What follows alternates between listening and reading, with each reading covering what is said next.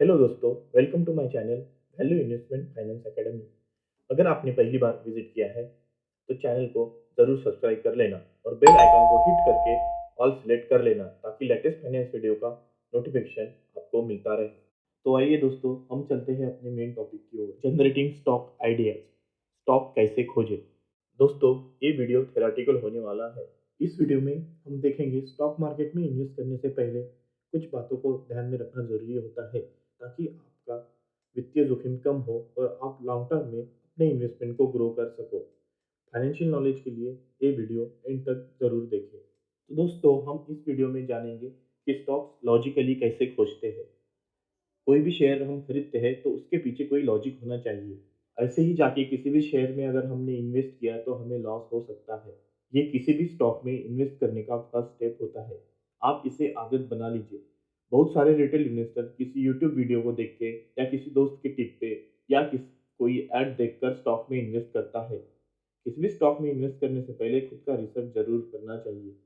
इस आदत से आप अपना वित्तीय जोखिम कम कर सकते हैं। जैसे कि हम किसी कार कंपनी में इन्वेस्ट करना चाहते हैं तो हम ये देखेंगे कि उस कंपनी की कारों का रोड प्रेजेंस कितना है, कारें पॉपुलर है कि नहीं, कार खरीदते वाले कस्टमर खुश है कि नहीं, कंपनी नई टेक्नोलॉजी को अडॉप्ट कर रही है कि नहीं चाहिए। एम्बेसडर कार काफ़ी फेमस थी, उसको आपके पास होना एक प्रेस्टीज की बात थी। बट वक्त के साथ कंपनी ने अपनी डिज़ाइन एंड टेक्नोलॉजी में बदलाव नहीं किया और उनकी कारें आउटडेटेड हो गई। आप जिस किसी स्टॉक में इन्वेस्ट करना चाहोगे, आप चाहोगे कि वो एक अच्छी कंपनी हो। अच्छे स्टॉक्स की कुछ क्वालिटीज़ भी होती है, जैसे कि वो एक प्रॉफिटेबल बिज़नेस हो, कंपनी के बहुत सारे ग्राहक हो, जैसे कि Pepsi, Coke, Domino's, KFC, technology और ट्रेंड्स में दूसरे कंपनी से आगे हो, बहुत ही इनोवेटिव आइडिया के साथ कंपनी काम करती हो सके तो वो एक मार्केट लीडर हो, भविष्य में ग्रोथ की क्षमता रखता हो, कंपनी के कुछ ब्रांड फेमस हो या कंपनी की खुद की एक ब्रांड वैल्यू हो। हमने ये तो देख लिया कि स्टॉक्स में क्वालिटीज कौन सी होनी चाहिए, पर हमें स्टॉक आइडिया कहाँ से मिलेंगे ये जानना होगा। हम स्टॉक शॉपिंग मॉल या रिटेल स्टोर में ढूंढ सकते हैं। शॉपिंग मॉल में जिस स्टोर में भीड़ हो, जहाँ आप रेगुलर विजिट करते हो, जिस मूवी थिएटर में आप मूवी देखते हो, जो स्टोर में कुछ प्रोडक्ट खरीदते हो, आप उस कंपनी को रिसर्च करके उसमें इन्वेस्ट करना है या नहीं, इसका डिसीजन ले सकते हो। आप प्रोडक्ट्स को और उसकी कंपनियों को ऑनलाइन सर्च कर सकते हो। कुछ ई कॉमर्स साइट पे भी आप प्रोडक्ट्स देख सकते हो। जो प्रोडक्ट्स आपको अपनी रोज़ाना ज़िंदगी में यूज़ करते हो, उनकी कंपनियों को भी आप सर्च करके अपनी वॉच लिस्ट में जगह दे सकते हो। जो कंपनियों के बारे में आपने सुना है पर उनकी सर्विसेज या प्रोडक्ट्स आपने यूज़ नहीं किए हैं या आपको उसकी ज़रूरत नहीं पड़ी हो, ऐसी कंपनियों को आप फाइनेंशियल वेबसाइट से ढूंढ सकते हो। बड़े निवेशक जहां अपना पैसा लगाते हैं, वो स्टॉक्स भी आप ढूंढ सकते हो। वहां से आप स्टॉक की आइडिया जनरेट कर सकते हो। म्यूचुअल फंड कंपनियां और फॉरेन इन्वेस्टर जिन कंपनियों में पैसा लगा रहे हो, वो कंपनियां आप वॉच लिस्ट में ऐड कर सकते हो। अगर आप अपने देश के अमीर आदमियों की लिस्ट निकालोगे तो आप वहां से भी स्टॉक आइडिया जनरेट कर सकते हो। वो स्टॉक आइडेंटिफाई करके उसका डिटेल एनालिसिस करना पड़ता है। उन्हें ब्लाइंडली कॉपी करना नहीं होता है, क्योंकि इनका रिस्क टेकिंग एबिलिटी भी और आपका रिस्क टेकिंग एबिलिटी अलग हो सकता है। इन्हें 100 करोड़ भी कुछ ना लगे, लेकिन आपको 1000 रुपए भी ज़्यादा हो सकते हैं। अच्छी कंपनियां वो है जिनका मैनेजमेंट बहुत एफिशिएंट है, उनके अकाउंट्स बहुत ही क्लीन है, जो कंपटीशन को बीट करना जानती है, जिनका प्रॉफिट स्टेटमेंट्स में भी नहीं बल्कि बैंक में भी नजर आता है। ऐसी कंपनियां जो प्रॉफिट को सही से यूटिलाइज करके अपने बिजनेस को एक्सपांड करे।